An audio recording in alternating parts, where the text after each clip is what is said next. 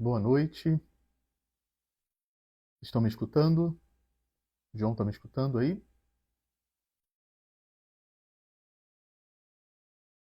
Vou esperar o pessoal chegar para começar a nossa aula do curso de férias.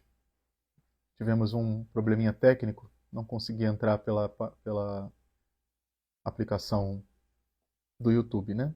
Então vamos fazer aqui pelo Instagram mesmo e aí vai ser aberta essa aula, né? Quer dizer, quem quiser vai poder participar, né? Mas é o que dá para fazer por enquanto. Então peço desculpas aí a vocês que estavam aguardando no YouTube. Vamos aguardar aí uns 5 minutinhos, né? E aí a gente já começa, tá bom? Enquanto isso, acho que seria bom a gente fazer uma oração. Deixa eu ver aqui.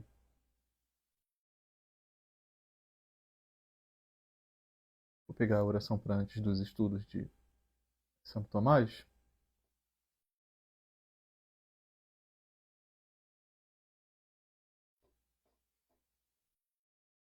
Em nome do Pai, do Filho e do Espírito Santo. Amém. Criador inefável, que no meio dos tesouros da vossa sabedoria elegestes 3 hierarquias de anjos e as dispusestes numa ordem admirável acima dos céus, e dispusestes com tanta beleza as partes do universo, vós, a quem chamamos a verdadeira fonte de luz e de sabedoria, e o princípio supereminente, dignai-vos derramar sobre as trevas da minha inteligência um raio de vossa clareza. Afastai para longe de mim a dupla obscuridade na qual nasci, o pecado e a ignorância. Vós que tornais eloquente a língua das criancinhas, modelai a minha palavra e derramai nos meus lábios a graça de vossa bênção. Dai-me a penetração da inteligência, a faculdade de lembrar-me, o método e a facilidade de estudo, a profundidade na interpretação e uma graça abundante de expressão. Fortificai o meu estudo, dirigi o seu curso, aperfeiçoai o seu fim. Vós que sois verdadeiro Deus e verdadeiro homem, que viveis nos séculos dos séculos. Amém. Santo Tomás de Aquino, rogai por nós. Nossa Senhora Sede da Sabedoria, rogai por nós. Em nome do Pai, do Filho e do Espírito Santo. Amém. Muito bem, então sejam bem-vindos, né? Essa é a nossa aula no curso de férias do Vicariato para a Educação. Ela seria transmitida pelo YouTube, mas tivemos problemas técnicos, então estamos fazendo pelo Instagram. De qualquer modo, ficará depois disponível. A gente vai dar um jeitinho de botar no YouTube depois. E também, não sei, dependendo da situação, eu coloco no meu Instagram também. E o tema é a evangelização, apostolado universitário, a evangelização no ensino superior, né? Esse é o nosso tema, que tem tudo a ver com esse canal, né? Com o canal do apostolado. E a provocação, né, que eu gostaria de trazer é justamente que esse ambiente das universidades ele é como um aerópago moderno, né? Ou seja, é um lugar onde nós encontramos de tudo um pouco, tanto do que é bom quanto do que é ruim. E isso já de cara acaba entrando em conflito com a visão de algumas pessoas que tendem a pensar que a universidade é onde você só encontra coisas ruins. E isso não é verdade. Você encontra coisas boas lá também. É, a universidade é como um reflexo do mundo, como está atualmente. Nós vivemos num mundo cheio de contradições, cheio de dificuldades, cheio de crises, então a universidade também vai refletir, de algum modo, como uma espécie de microcosmos, todas essas realidades. E aí, no fundo, qual é a função da universidade, né? É criar a cultura, é forjar uma sociedade, e especialmente uma elite social e intelectual. Afinal de contas, pelo menos é o que se espera, né? Quem tem um curso superior, de alguma maneira, vai adquirir um papel relevante na sociedade. A gente, hoje em dia, acaba não tendo exatamente essa compreensão, por conta de uma série de mudanças também dentro da nossa sociedade e do modo de ver a sociedade, né, pelas pessoas, o que gera também muitas críticas com relação à universidade, né? Mas nós vamos ver que a universidade é uma invenção católica e, fundamentalmente, ser católico é acreditar na universidade. Nós precisamos entender isso, né? Não tem como ser católico sem acreditar na universidade. Mas nós precisamos entender antes muito bem o que é uma universidade, ou o que a igreja pretende ao fazer uma universidade, né?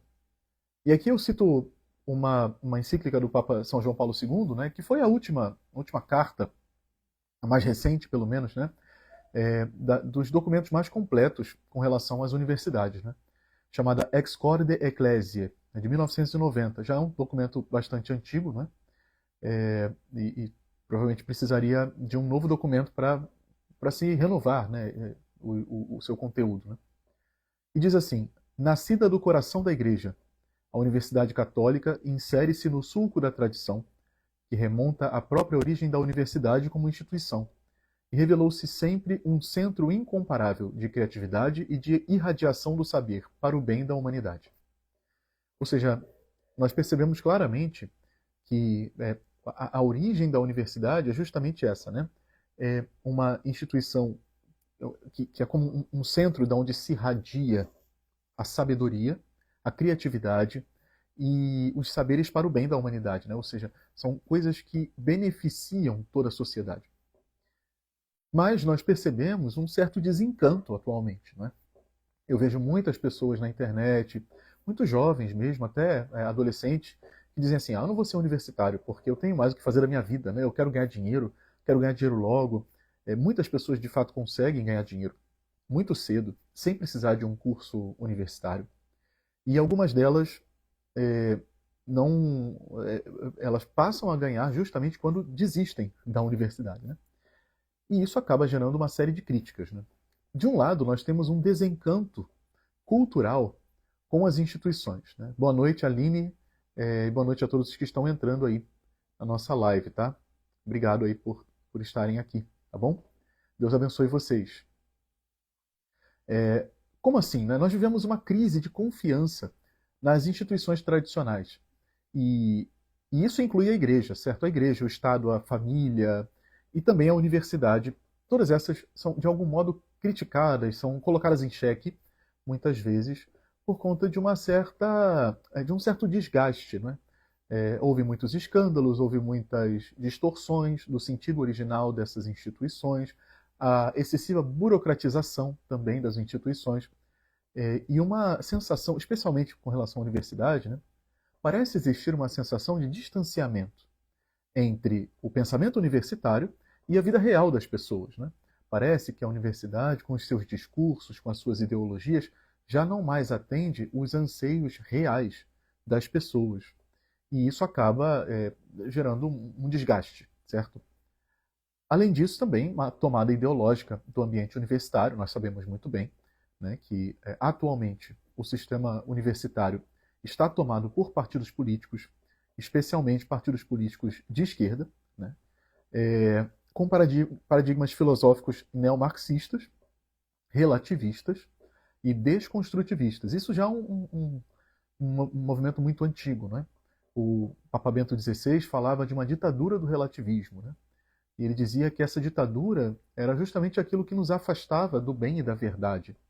Porque o relativismo prega que, no fundo, a verdade, sendo relativa, ela se adequa perfeitamente àquilo que eu acho, que eu gostaria que fosse. Né?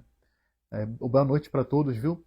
Deus abençoe vocês. Obrigado aí por estarem aqui. Boa noite, Marisa, Aline Aparecida, Nanda, e todos os que entraram também, a Aline Ferreira, né, professora, a Aline Freire, perdão, professora que está aqui, né, que é a nossa paroquiana, é o quase paroquiana, né.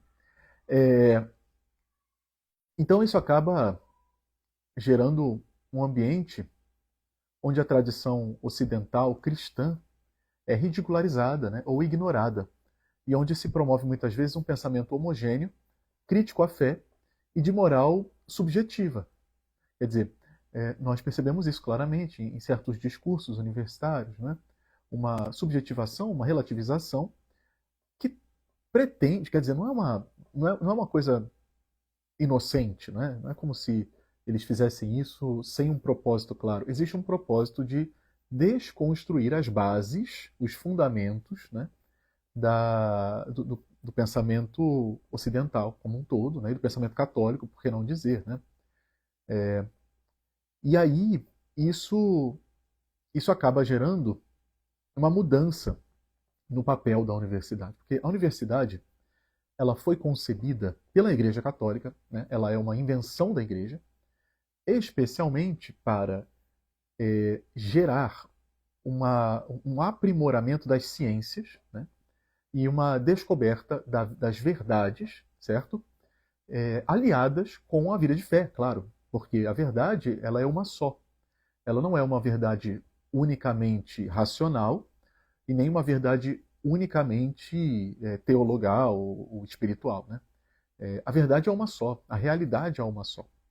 Por isso, nós não vivemos uma fé nem fideísta, né, do ponto de vista, uma fé totalmente desconectada da racionalidade, né, uma fé irracional, como é tendência em algumas vertentes, até mesmo dentro do cristianismo e fora dele também. Né? Mas também nós não vivemos um racionalismo ceticista, que reduz o uso da razão àquilo que é imediato, às impressões sensíveis e aquilo que nós podemos elocubrar na nossa inteligência sem uma visão transcendente, quer dizer, sem olhar para o que é espiritual, certo? Porque o espiritual é real também. Né? E nós conseguimos, de certo modo, até mesmo com o uso da razão, adentrar nesse campo. Mas com a fé, a nossa mente ela se eleva ao conhecimento da verdade. Isso está lá na Fides Tratio, né? A fé e a razão são como que duas asas, segundo as quais o espírito humano se eleva ao conhecimento da verdade. Então, sem uma delas, você não voa para a verdade, né? Um pássaro não consegue voar se não tiver as duas asas, né? E aí, já na Idade Média, no século XIII, né, você tem o surgimento das universidades como um reflexo de toda aquela cultura escolástica, de toda aquela cultura de uma, um aprimoramento científico, tanto no linguajar científico, né, que é o estilo literário próprio da escolástica, as questões disputadas, é um estilo literário muito aprofundado, né, e muito embasado, certo?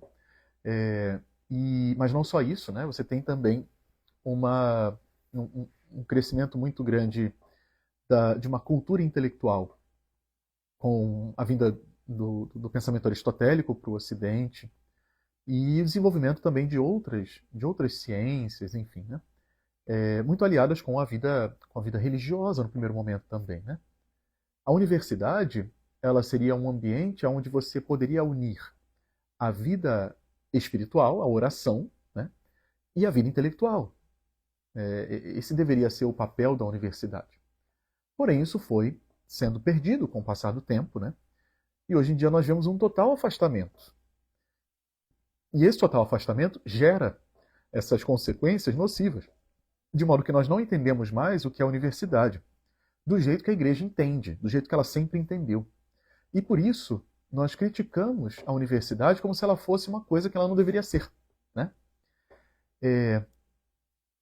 E justamente, né, isso gera, então, quer dizer, antes a universidade era um lugar onde você aprenderia uma cultura elevada, elevadíssima, né, que te tornaria capaz de ser um cidadão de renome dentro de uma sociedade e que te daria condições de assumir qualquer papel dentro dessa sociedade, independente de qual fosse, não é? O papel de liderança. E daí você poderia, depois de um curso universitário, aprender uma técnica, por exemplo, para ser um médico, um engenheiro, um advogado, qualquer que seja a profissão, enfim. Mas no primeiro momento, as universidades não foram concebidas para serem profissionalizantes. Isso vem sendo desenvolvido com o passar do tempo, com o passar dos séculos, né? Especialmente na idade moderna e contemporânea. E aí nós percebemos então essa vinculação muito estrita da universidade com um vínculo empregatício, qualquer que seja, né? E isso acaba gerando uma desilusão utilitarista. Por quê? Porque agora eu entro na universidade porque é útil para mim, é útil para eu conseguir um emprego, é útil para eu ganhar dinheiro. Né? Acontece que se chega um momento em que eu consigo ganhar dinheiro sem precisar do diploma, ela perde aquela utilidade. Mas ela só perdeu essa utilidade porque o seu papel foi reduzido a um utilitarismo nocivo, que não estava presente no início. na concepção original de universidade, né? E, ao mesmo tempo, nós temos hoje uma cultura muito imediatista e muito tecnocrática, não é? A sociedade atual valoriza habilidades técnicas rápidas, muito velozes, né? Quanto mais rápido você for em exercer uma técnica, melhor. De modo que você consegue essa técnica com cursos livres, sendo autodidata, usando inteligência artificial, comprando curso de alguma pessoa que venda no Instagram ou no YouTube, enfim, e assim, isso não tem nada de errado, né? Mas você acaba então se perguntando, bom, então para que eu vou entrar na universidade, né? Afinal, tudo que ela poderia me oferecer, eu consigo de forma mais rápida, mais barata e mais fácil, sem sair de casa, né? Sem precisar entrar nela. Mas isso acaba sendo justamente uma consequência, como eu falei, desse reducionismo que nós vemos dentro do pensamento do que seja uma universidade, tá? E como nós poderíamos então responder a essas críticas, tá? Primeiro, a universidade não é para ser útil. É esse que é o ponto principal, né? O que que, o que é para ser a universidade? O que deveria ser a universidade, né? Deveria ser um espaço em que você aprenderia humanidades, em que você aprenderia a contemplar a beleza da criação, em que você aprenderia as línguas clássicas, a cultura clássica. Isso deveria ser a universidade, né? A universidade deveria ser um lugar onde você deveria entrar para se tornar um cidadão de uma cultura, de uma história, certo? Que você soubesse dialogar com essa história, que é a história da humanidade, que é a história da nossa civilização. E que traz consigo grandes pessoas, grandes desenvolvimentos, tanto de ideias, quanto de técnicas, quanto de culturas, enfim. Você deveria ser introduzido nisso. Isso é propriamente o que seria a universidade, né? Então, assim, de fato, todas essas críticas, né, elas têm alguma razão de ser. É verdade que muitas universidades se afastaram da verdade, da razão e da liberdade de pensamento. É verdade, né? A gente precisa bater no peito e reconhecer isso. De fato, praticamente todas, tirando algumas exceções. Você vê isso. Você tentar fazer por exemplo, escrever uma monografia, ou pior ainda, né, um trabalho de mestrado ou doutorado, né, que esteja, digamos, mais voltado para o modo de pensar católico, é capaz de você ter grandes dificuldades. Por quê? Porque não existe essa pretensa liberdade de pensamento, ela na prática não existe. Né? Não existe. Os professores vão te perseguir, vão te colocar para baixo, vão diminuir sua nota, e aí você acaba se perguntando, bom, o que eu estou fazendo aqui? Né? Eu estou aqui só para o diploma. Meio que é isso. Né? Quer dizer, então, no fundo, de fato, essa crítica tem a sua razão. Né? É verdade que existem alternativas profissionais fora da universidade? Sim, é verdade, mas nem todas. Né? Algumas ainda demandam um curso, um diploma mesmo, de curso superior, e não tem muito para onde você correr, você precisa daquilo. Né? E também é verdade que as ideologias se infiltraram em muitos cursos, né? De fato. Mas, ainda assim, é perigoso concluir que a universidade é inútil ou dispensável. Por quê? Vai dizer, né, o pensamento católico diz que a universidade é um bem civilizacional. Ela é, talvez, um ápice da nossa civilização. E não é. E se a gente vê essa instituição em crise, isso não significa que nós devemos abandoná-la, mas que nós devemos restaurá-la. Então, o que deve ser a nossa intenção ao promover um apostolado católico dentro da universidade? Né? Eu penso, aí vem uma questão da minha opinião também, né? Eu penso que vai muito além de simplesmente você pregar o evangelho dentro da universidade. Né? Vai além disso, certo? Vai além de celebrar missa, vai além de promover grupos de oração, vai além de fazer todas essas coisas.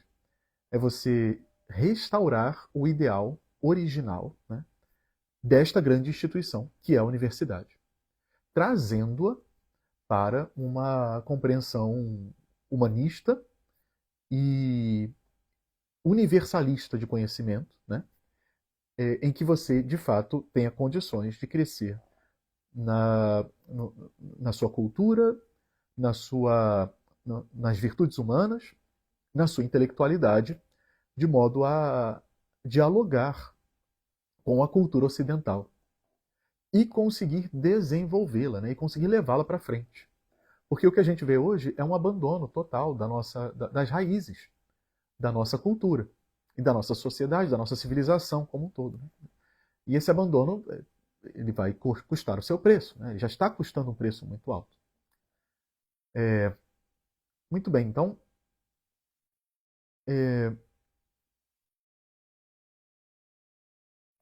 a igreja ensina que a universidade nasceu do coração da fé cristã. Nós temos várias universidades que nasceram da fé católica, né? Obrigado a todos aí que estão mandando boa noite, que estão interagindo com a nossa live. Sejam bem-vindos, viu? Deus abençoe vocês. Depois eu vou responder as perguntas. Se vocês tiverem perguntas, já vão colocando aí no chat, tá bom? E eu posso ir respondendo conforme elas forem chegando, tá certo? Boa noite. Bom, já passou um monte de gente aqui, né? Boa noite, Guilherme. Boa noite, Estela. Boa noite, Silva, Marta Silva. Cris Heloísa, boa noite. Deus abençoe vocês, viu? Todos aqueles que estão nos assistindo, certo?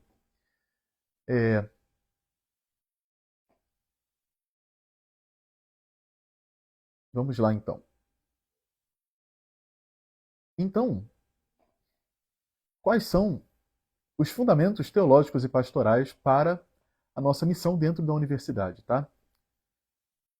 A igreja é perita em humanidade, certo? Então, ninguém melhor do que a igreja para ensinar o ser humano a ser humano, né? E isso está lá na Gaudium et Spes, certo? E tem uma outra encíclica do Concílio Vaticano II, que é a Gravissimum Educationis, que diz que a educação deve visar a formação integral da pessoa humana, certo? Especialmente porque visando o seu fim último, né? Então, a educação visa a formação integral da pessoa para que ela alcance o seu fim último. E qual é o fim último da educação? E da pessoa humana, melhor dizendo, né? É alcançar a contemplação de Deus, que é a felicidade última. Em última instância, nós estamos direcionados a alcançar uma tal felicidade que dê sentido a tudo que nós fazemos. Mas esta felicidade não é uma felicidade qualquer, né? Não é a felicidade de quem, por exemplo, faz um hobby, tem um lazer, ou acredita numa ideia, enfim. Mais do que isso, é a felicidade de você contemplar toda a verdade e o autor dessa verdade. E ao contemplá-la, você alcançaria essa visão, né, que é o que nós chamamos de visão beatífica. Então é isso o fim último do homem, né, é alcançar a santidade. E no fundo, o que a igreja sempre pregou é justamente isso. Mas não basta simplesmente alcançar a santidade do ponto de vista moral, como algumas pessoas poderiam achar, né? Tem pessoas que pensam que a santidade é uma é uma vida disciplinada, né? Então, você ser uma pessoa muito bonzinha, você ter bons hábitos, né? Não é bem isso. É mais do que isso, né? Especialmente quando nós consideramos a vida de santidade aliada à vida intelectual, trata-se de uma certa visão racional e espiritual das realidades mais profundas que estão por trás de tudo, né? E aí, na Ex Corde Ecclesia, né, que é aquele documento do Papa João Paulo II, ele vai dizer os 4 princípios da Universidade Católica, certo? Primeiro princípio é a busca da verdade por meio da investigação. Isso é muito importante, né? Nós só encontraremos a verdade através da investigação e da demonstração dessa verdade, da demonstração racional, certo? Depois, o diálogo entre fé e razão. Isso é outro pilar, outro fundamento da Universidade Católica. Terceiro, a formação integral, como a gente havia dito antes, né? E quarto, a evangelização da cultura. E é interessante que todos esses pontos nós vemos acontecer o contrário, né? Então, a busca da verdade por meio da investigação, na prática, o que nós vemos dentro de muitas universidades é a introjeção de valores por meio de ideologia e contracultura. O diálogo entre fé e razão é contraposto pelo racionalismo ceticista e um esoterismo irracional também, né? É curioso isso, porque existem hoje em dia é menos comum a gente encontrar aquele ateu convicto, como algumas décadas atrás nós poderíamos encontrar com mais frequência, né?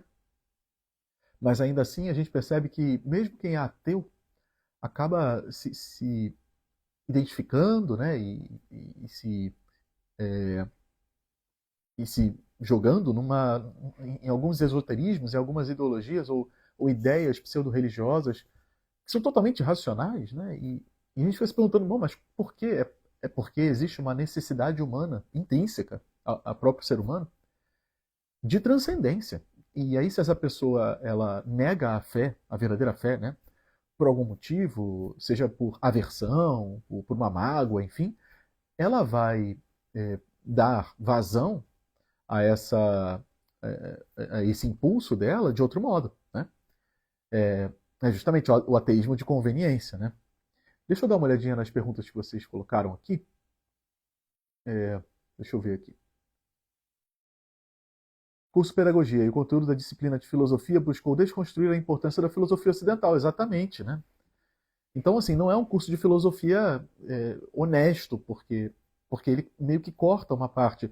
Interessante que a maior parte dos cursos de filosofia que a gente vai ver porque todo curso universitário vai ter alguma matéria filosófica, mesmo que seja bastante superficial, né? Mas porque toda disciplina tem algum fundamento filosófico. Então você vai ver basicamente os filósofos antigos, aí você pula a Idade Média e você vai direto para os modernos e contemporâneos, né?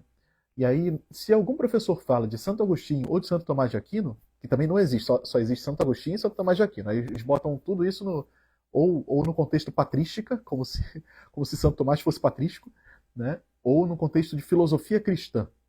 E aí você vê que não tem assim uma honestidade, né?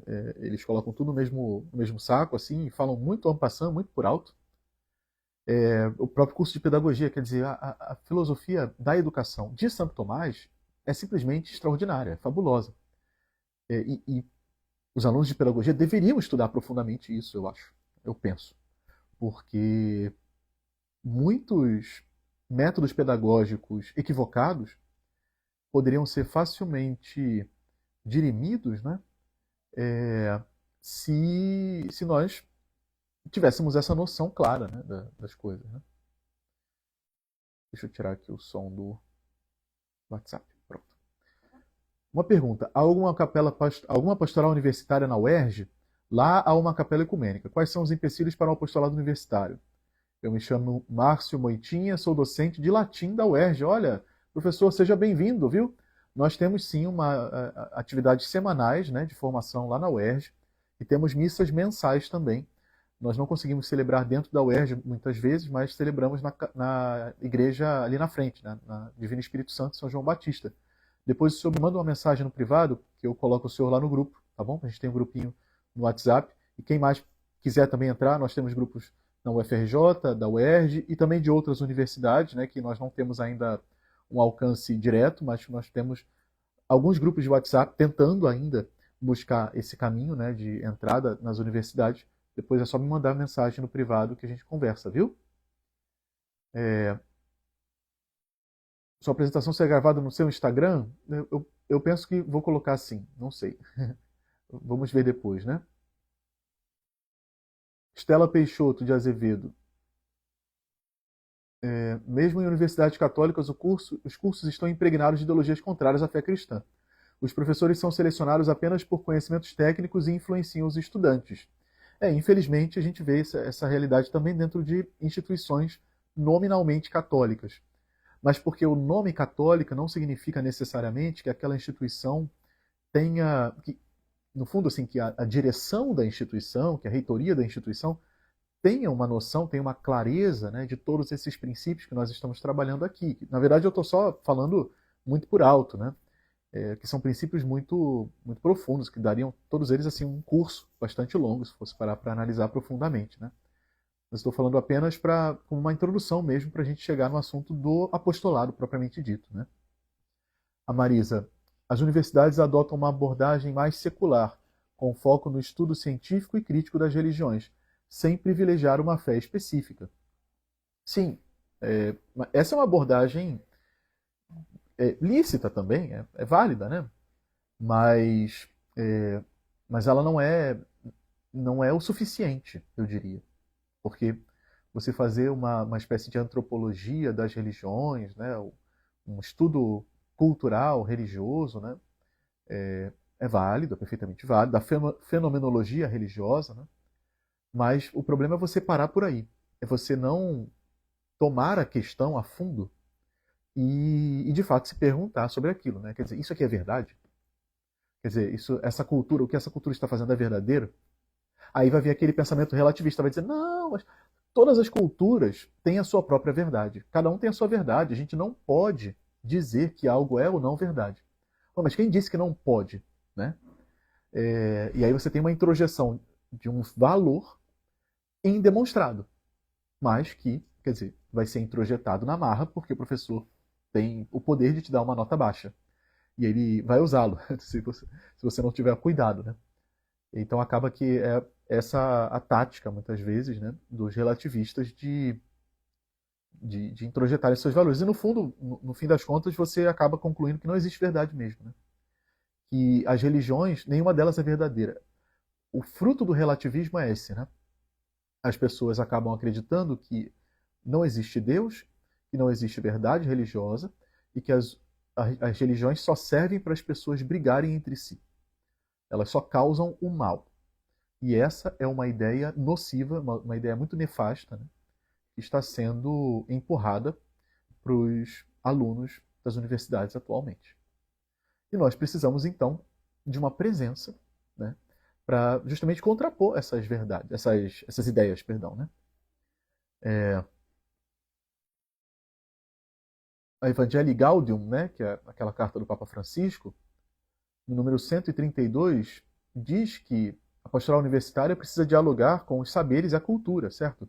Diz o seguinte: o anúncio às culturas implica também um anúncio às culturas profissionais, científicas e acadêmicas. É o encontro entre a fé, a razão e as ciências, que visa desenvolver um novo discurso sobre a credibilidade, uma apologética original que ajude a criar as predisposições para que o evangelho seja escutado por todos. Quando algumas categorias da razão e das ciências são acolhidas no anúncio da mensagem, tais categorias tornam-se instrumentos de evangelização. É a água transformada em vinho. É aquilo que, uma vez assumido, não só é redimido, mas torna-se instrumento do Espírito para iluminar e renovar o mundo. Isso aqui que o Papa Francisco coloca no documento é uma realidade fundamental. Basicamente, o que ele está dizendo é: de fato, nós precisamos evangelizar no ambiente universitário e a primeira forma que nós fazemos isso é tendo honestidade intelectual. É isso que ele está dizendo aqui. Você precisa ter honestidade intelectual e você precisa saber que existem verdades que são puramente racionais, científicas, e elas não estão contrárias à fé. Pensar que elas estariam contrárias à fé é um pensamento muito mais protestantizante do que católico. Porque os protestantes eles rejeitam, de certo modo, o saber filosófico por acreditarem pela doutrina da depravação total, né, do Lutero. Ele dizia que o pecado original acabou completamente com a capacidade humana de raciocinar e de querer o que é o bem, o que é a verdade, enfim. Né? Então, as verdadeiras ideias viriam única e exclusivamente pela fé.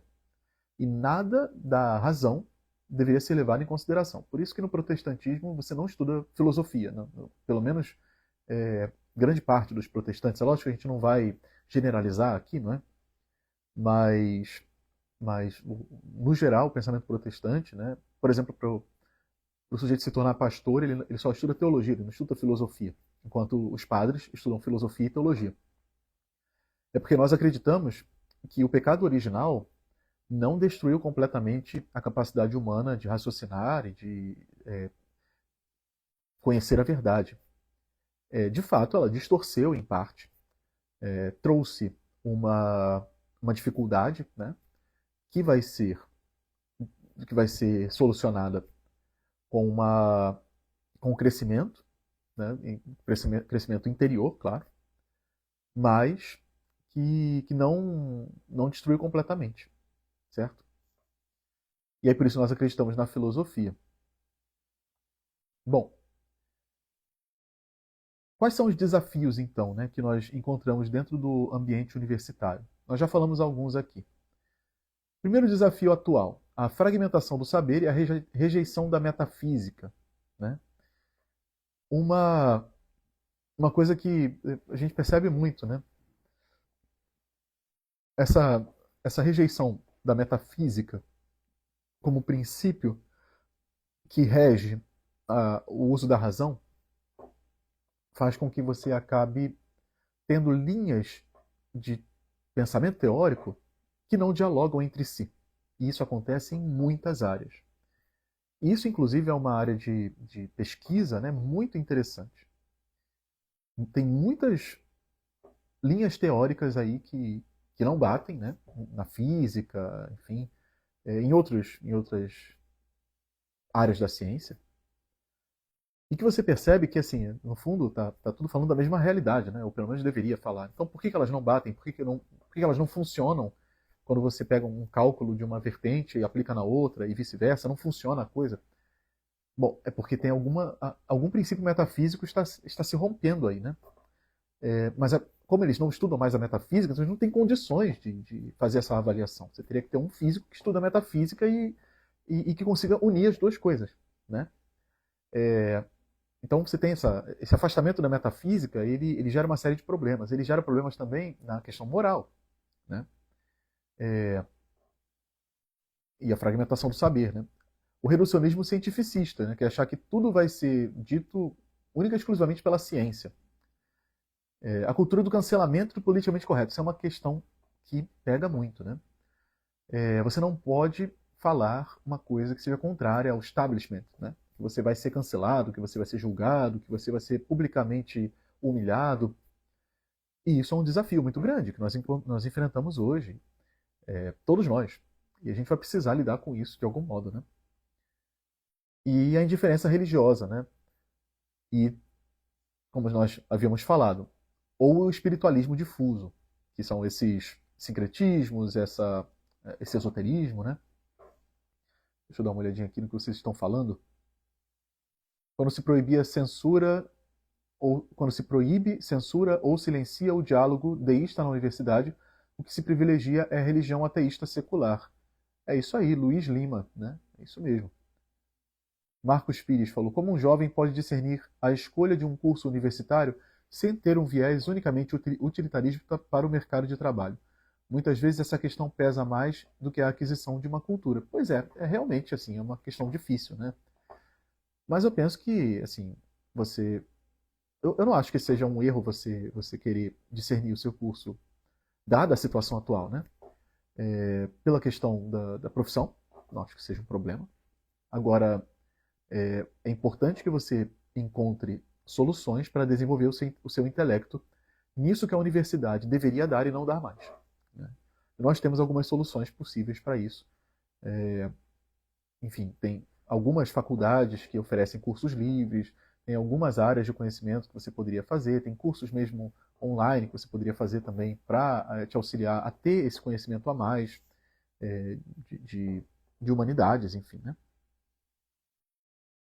A Marta Silva. Prazer em revê-lo. Meu nome é Marta Francisca da Silva. Fui sua aluna enquanto Instituto Superior de Ciências Religiosas, na época também de curso de férias, Padre Douglas. Ah, obrigado, Marta. Deus abençoe. Obrigado pelo carinho, viu?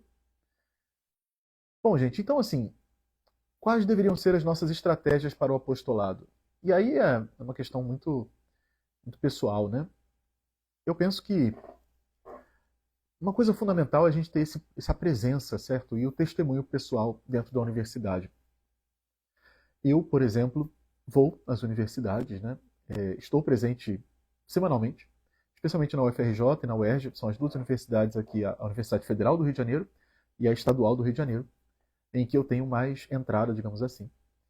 E eu vou para lá, eu entro no campus de Batina, as pessoas olham para mim, acham que eu sou um extraterrestre, eu não estou nem aí. Eu olho para elas, eu acho que elas são extraterrestres, né? Porque eu vejo o pessoal de cabelo roxo, vestido estranho, enfim, o pessoal meio esquisito.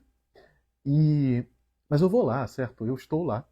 Eu não nego quem eu sou um padre. E eu falo, eu dou formação. Eu dou formação humana, dou formação espiritual. Eu dou para quem quiser ouvir. Né? Se a pessoa quiser, ela vai, participa. Se ela não quiser também, ela não vai. E aí nisso as pessoas vão, elas se confessam, e aí uma vez por mês a gente celebra dentro da universidade, o pessoal aparece, comunga. Esse ano nós tivemos, pela primeira vez, um mutirão de confissões lá na UFRJ. Foi muito bonito, né? Na Semana Santa, na Quarta-feira Santa, véspera do recesso, né, de Semana Santa, eu celebrei a missa e aí depois fiz o mutirão de confissões. E essa foi uma das missas mais cheias, né, que nós celebramos. Tinham 70 pessoas na missa e depois várias ficaram para se confessar. E é isso, assim, é uma presença a conta-gotas. Nem sempre a gente vai conseguir, aliás, muitas vezes nós não vamos conseguir um público muito massivo, até por uma questão prática também. Por exemplo, você marca uma atividade meio-dia. E aí o sujeito, às vezes, não pode estar meio-dia, seja porque ele estuda num outro turno, seja porque ele precisa estar almoçando nesse horário, ou porque tem aula, né? Ou então porque tem estágio, enfim. Acaba que vai quem pode. E tudo bem. Né? O importante é a gente estar ali, é ter essa presença. E dar um bom testemunho de, da nossa vida, certo? A formação sólida dos evangelizadores, isso é outra questão também importante, sabe? Então, assim, tendo essa presença da igreja, você precisa pegar e formar os jovens. Você precisa reunir aqueles que estão interessados e dar uma formação que os torne capazes de enxergar tudo isso que nós estamos falando aqui brevemente, né? E saber se posicionar nessa sociedade, né? Para que você crie, de fato, uma elite cultural e espiritual. Quando eu falo elite, eu não estou querendo falar que sejam pessoas ricas necessariamente, não é esse o ponto, né? Mas são os futuros líderes que vão ter pessoas aos seus cuidados, né? E aí quando você pega alguém que tenha outros aos seus cuidados, você quer que essa pessoa seja uma pessoa honesta, que seja uma pessoa justa, que seja uma pessoa que saiba colaborar para a sociedade, certo? Que tenha virtudes, né? Então, aonde ela vai alcançar essas virtudes? Ela deveria alcançar na universidade, né? Mas a universidade não oferece mais, então nós oferecemos. Aonde? Lá dentro. Né? É isso. Então, integração, nós podemos fazer vários tipos de formação, como eu falei, formação humana, formação de virtude, integrar teologia, filosofia, ciências, artes, você criar eventos culturais.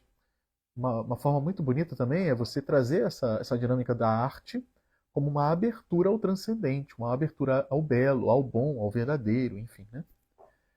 Que são muitas vezes eventos que encontram boa aceitação dentro de um ambiente universitário, tá? Criar espaços de diálogo, de escuta, isso também é muito importante, né? Uma coisa que poucas pessoas se dão conta é que pastoral universitária não é só para aluno de graduação, não é só para eles, né? A pastoral universitária é para os alunos de graduação, para os mestrandos, para os doutorandos, para os professores, para os servidores de universidade também, para o sujeito que trabalha limpando o chão, enfim, também para ele, né? Porque ele está ali dentro. Né? Então, todas essas pessoas, para os professores também, os professores têm demandas muito sérias. Eu atendo professores das universidades em direção espiritual, em confissão, e eu vejo, sabe, eu vejo um interesse legítimo, uma seriedade, né? Uma busca profunda e também questões do tipo, como que eu faço, o que eu faço para dar bom testemunho, né? Para fazer com que o meu serviço não seja só um serviço técnico, mas que eu gere um benefício na vida dos meus alunos, um benefício verdadeiro, né? Então, você criando esses espaços de diálogo, né? Então, rodas de conversa, cafés filosóficos, círculos bíblicos, enfim, momentos que você interaja com as pessoas também. Isso é muito importante, sabe? E o uso dos meios digitais também, né? Que é uma coisa que eu tento fazer. Infelizmente, eu não tenho conseguido o tanto que eu gostaria, mesmo porque eu não tenho tempo, né? E não tenho uma equipe que me ajude, então acaba sendo um pouco difícil, mas é, é muito importante nós usarmos das redes sociais, da internet, para alcançar aquele estudante que muitas vezes nós não conseguimos alcançar de outras maneiras, né? Eu muitas vezes me pego reclamando disso, e vejo muitas pessoas também que trabalham em pastoral universitária, especialmente aqueles que trabalham na pastoral universitária em universidades que não são católicas, que é o nosso caso, na maior parte das vezes, né? A gente acaba reclamando demais dessa falta de aceitação da instituição. Porque a gente vai propor uma atividade, porque a gente quer, de repente, usar um espaço e nos é negado, né? Isso acontece, não raras vezes, infelizmente. O Estado e mesmo as instituições particulares também muitas vezes têm uma certa ojeriza à igreja. E isso independe, antes mesmo da gente fazer alguma coisa, porque não é como se a gente tivesse feito algo de errado, né? Até dentro da igreja existem algumas críticas injustas, né? Que dizem assim, não, porque é, se a universidade nega aquele espaço à entrada da igreja, a culpa é nossa, porque nós não soubemos chegar. Não, isso não é verdade necessariamente. Claro que existem casos assim, mas na maioria das vezes eu percebo que não, que existe de fato uma animosidade, uma indisposição a aceitar a presença da igreja ali naquela instituição, porque eles dizem que não é objetivo e, e é isso aí, né? Enfim, mas então como que a gente faz para alcançar esse pessoal? Porque na prática, mesmo que eu não consiga estar ali presencialmente, né? Eu tenho que alcançar esse sujeito que está lá. Então eu uso a internet, todos os jovens usam a internet hoje em dia, os professores, os alunos, todo mundo tem internet. Todo mundo tem rede social, todo mundo tem Instagram, YouTube e pronto. E aí a gente chega lá e a gente tem que estar lá. Então é para isso que esse apostolado foi criado. Para gerar esse espaço também, né? Em que a gente consiga alcançar essas pessoas que de outro modo nós não alcançaríamos. Enfim. E aí eu faço um apelo, então, para que nós possamos voltar ao espaço universitário com esse impulso, com esse ímpeto, né? De estar de fato ali buscando se sacrificar por aquelas almas, sabe? Porque é o único modo, porque você vê que é muito arriscado, né? Fazer essa presença. É arriscado você ser cancelado, é arriscado você perder os seus privilégios, os seus cargos, enfim. Bom, isso é um risco que se corre. Mas aí você olha para a necessidade daquelas almas, né? Quando eu preguei o retiro para universitários no ano passado, eu dei um exemplo da vida de São Pedro, né? Que encerrava a última meditação do retiro, né? E São Pedro, depois de ter passado por tudo que passou, enfim, ele foi bispo na diocese de Roma, e certa vez, no meio de uma perseguição do imperador de Roma, ele resolveu fugir. Eu não lembro agora se era, acho que era o Diocleciano, enfim, não estou recordando aqui exatamente qual era o imperador, mas ele no ímpeto resolveu fugir de Roma, né? E aí se conta que ele pegou a Via Ápia e já na rota de saída da cidade, ele vê Nosso Senhor Jesus Cristo entrando na cidade pelo caminho inverso. E aí ele vai, tem uma visão, né? Ele vai em direção ao Cristo e pergunta: Senhor, para onde vais, né? Domine quo vadis. Essa frase ficou famosa, inclusive tem uma igreja com esse nome, Domine quo vadis, lá na Via Ápia, em Roma, né? E aí Jesus responde a ele dizendo: eu volto, eu entro em Roma para morrer de novo pelos meus, né? E aí naquele momento São Pedro percebe que a sua missão era continuar na cidade, né? Não era fugir, mas era estar ali e morrer pelos seus, morrer pelos cristãos. E de certo modo, essa história serve para nós também, para que nós tenhamos essa coragem de não desistir da universidade, de não abandoná-la, né? mas de abraçá-la como uma missão. É uma missão nós retornarmos a essa Roma, que é a universidade, que está sendo dominada por um tirano que, é, que quer destruir a fé.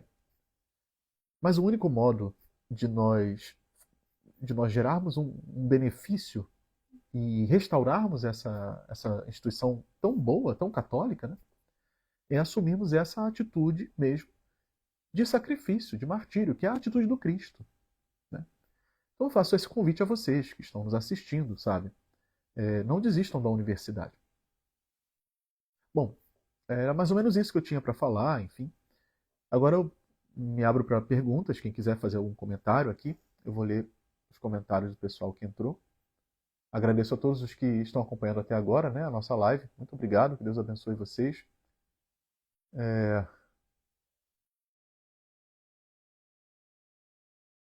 Deixa eu ver aqui. O Luiz Lima, padre, o senhor falou dos discentes, mas também ocorre a força do silêncio sobre os docentes católicos, às vezes com ameaças para não divulgar a fé. Exatamente, é isso mesmo, né? Os professores muitas vezes se veem silenciados, né? Vão perder a sua, enfim, o seu cargo, ou vão ter sanções, ou qualquer coisa do tipo, né? Enfim, isso é muito triste, né? A Marta atua na UERJ desde 1985, como aluna, professora, contratada, e agora pela UNAT, Universidade Aberta da Terceira Idade. Considero de fundamental importância a atuação da pastoral da educação. Isso aí. O Marcos botou, não é só nas universidades que isso acontece, padre. Em colégios públicos federais acontecem muito, principalmente por parte de alguns professores. Sim, né? Essa realidade está presente em todos os lugares. Né? É porque o tema da nossa aula aqui é a universidade, né? Mas sim, a gente pode abrir tranquilamente. Isso é muito triste, porque o aluno que chega na universidade, ele já chega com a mente formatada, direcionada, né? Nesse propósito, né? Enfim, total secularismo, total relativismo, enfim.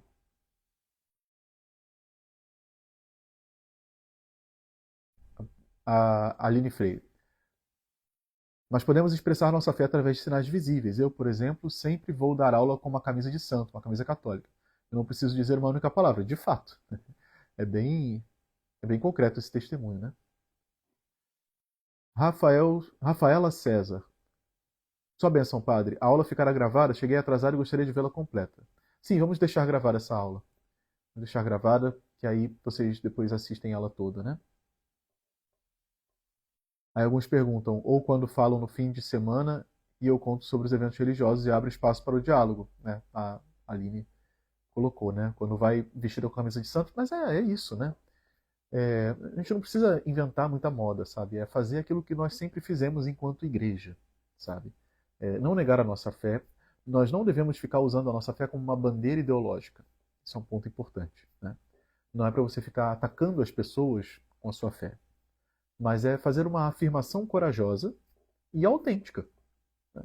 A gente não tem o que esconder, não tem o que temer também. Nós devemos buscar o céu e dar o nosso bom testemunho. Fazendo isso, basta, né? É o suficiente, eu acho. Né? Porque o testemunho cristão é um testemunho muito eloquente mesmo. Eu percebo isso nas pequenas coisas, sabe? O tanto de pequenos testemunhos e histórias que já passaram assim pela minha vida, né? De estar ali. E olha que eu estou na universidade, né? Nas universidades há relativamente pouco tempo. O meu apostolado começou não tem muito tempo assim. E começou de forma muito tímida também. A gente ainda não tem um alcance tão grande. Mesmo assim, eu vejo o quanto as pessoas se beneficiam, tanto das formações, quanto das direções espirituais, das conversas, do convívio mesmo, sabe? É algo simplesmente fabuloso, sabe? É Deus agindo. Deus age. É, a questão é que muitas vezes a gente esquece disso, né? Deus age através de nós, sabe? É, Meu aluno dá aula no Mackenzie, pois é católico em faculdade de outra fé. Ele me diz que é duro, mas faz a parte dele na aula nas aulas e matérias. Sim, é. Luiz Lima, padre, nem todo professor católico tem uma base para a apologética católica. A pastoral da educação tem capacitação para os professores saberem como abordar e se posicionar sem se amedrontar e sem cometer quebra da ética profissional? Então, nós temos os encontros para formação de pais e professores, né? Eu não sei muito bem como é que está isso agora, porque quem cuida disso mais é o padre Wagner, né? É ele quem faz essas formações. Antes havia uma continuidade maior, mas eu acho que por conta de uma falta de adesão também dos professores, dos pais, acabou que houve uma descontinuidade nessas formações. Mas tem bastante conteúdo no YouTube do Vicariato. Se vocês forem olhar o YouTube do Vicariato da Educação, tem aulas minhas de muito tempo atrás, da época que eu era diácono ainda, tem aulas lá de História da Educação, tem aulas do Padre Wagner também, tem muitos vídeos muito bons que vale a pena vocês darem uma olhada lá, né? Mas, de fato, talvez seja interessante a gente ter uma plataforma, algo do tipo, que pudesse ter uma formação mais direta para professores, né? Isso vale a pena se pensar. Bom, não sei se vocês têm mais alguma pergunta, se vocês querem falar mais alguma coisa, né? Espero que vocês tenham gostado da nossa aula. Qualquer dúvida, depois eu posso responder no privado, vocês mandem mensagem para mim. Aproveitem para seguir, né, o Apostolado Universitário, que ainda não segue, né? E eu peço desculpas novamente também pela falha na parte técnica, né? Que essa aula seria transmitida pelo YouTube, mas por conta de eu não ter conseguido acessar o link, acabamos vindo para o Instagram de última hora, para a gente não perder o dia, pelo menos, né? Então, Luiz, manda mensagem lá no Vicariato da Educação. É Vicariato Educação, @Vicariato Educação, no Instagram. Você manda mensagem direto lá para saber mais informações sobre a formação, que eles vão passar direitinho para você, tá bom? Bom, gente, então vamos encerrar, né? Vamos agradecer a Deus. Em nome do Pai, do Filho e do Espírito Santo. Amém. Nós vos damos graças, Senhor Deus Todo-Poderoso, por vossos inúmeros benefícios, vós que viveis e reinais pelos séculos dos séculos. Amém. O Senhor esteja convosco, Ele está no meio de nós. Pela intercessão de Santo Tomás de Aquino, de Nossa Senhora Sede da Sabedoria, abençoe-vos Deus Todo-Poderoso, Pai e Filho e Espírito Santo. Amém. Muito obrigado a todos pela presença, Deus abençoe vocês e até amanhã com a nossa próxima aula, que vai ser com um outro professor, e aí vai ser lá no YouTube mesmo, naquele canal que vocês receberam, no link que vocês vão receber amanhã.